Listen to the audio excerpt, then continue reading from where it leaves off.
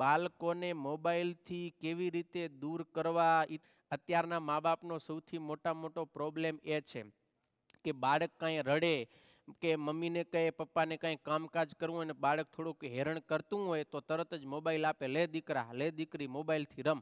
એમ કરતાં કરતાં આપણે જ ટેવું પડાવી છે અને એને કારણે અત્યારે ઘણા મા બાપ પરેશાન થાય છે.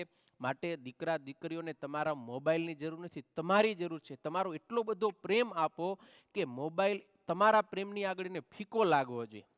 જેમ કે આપણને જે ભાવતી વસ્તુ હોય, અતિ ભાવતી વસ્તુ જ્યારે મળે ને ત્યારે બીજી વસ્તુ આપણે જરૂર રહેતી નથી, ઓટોમેટિક છૂટી જાય ને છોડવી ન પડે.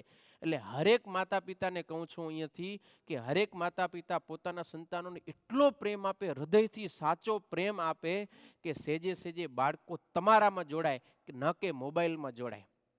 આ ખરેખર આજની વાસ્તવિકતા છે. આજે મા બાપ કરતાં પણ માણસો મોબાઈલને વધારે પ્રશ્ન કરે છે. જે માં આટલી બધી મહેનત અને 9 મહિના સુધી બાળકને ગર્ભમાં ધારણ કરે, કેટલું મોટું દુઃખ કહેવાય.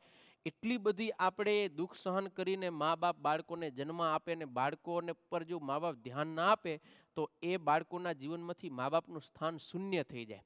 ટીવી અને મોબાઈલ સ્થાન ગ્રહણ કરી લે. એટલે ખાસ મા બાપને હું એ જ સલાહ સૂચન આપીશ કે તમારા સંતાનોને પ્રેમ આપો. મોબાઈલ છોડાવવાનો કોઈ બીજો ઉપાય નથી. હું તમને આ લખીને ચેલેન્જ મારીને કહી શકું, તમે તમારા સંતાનોને તમારો પોતાનો પ્રેમ આપ્યા સિવાય ક્યારે પણ મોબાઈલને છોડાવી નહીં શકો. માટે તમારો સાચો પ્રેમ આપો. પ્રેમ એક એવી વસ્તુ છે ને કે તમારે મોબાઈલની બીજું આમ માણસો અત્યારે પ્રેમમાં જિંદગી છોડવા તૈયાર થઈ જાય. ખબર પ્રેમ થઈ જાય તો માણસ મરે, આપઘાત કરી લે, કોકનાથી પ્રેમ થઈ જાય એની પ્રાપ્તિ માટે. તો પ્રેમ છે એ માણસને બધું કરવા માટે સક્ષમ છે, મજબૂર કરે છે. માટે પ્રેમ આપો. તમારા સંતાનો ચોક્કસ તમારા મોબાઈલને છોડી દેશે.